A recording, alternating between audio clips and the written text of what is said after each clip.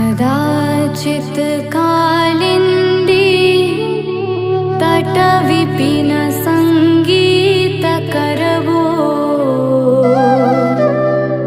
मुदा भीरी नारी वदन कमला स्वाद मधुपा रमा शम्भुर्ब्रह्मा मरपति गणेशार्चितपदो जगन्नाथ स्वामी नयनपथगामी भवतु मे भुजे सबे वेणु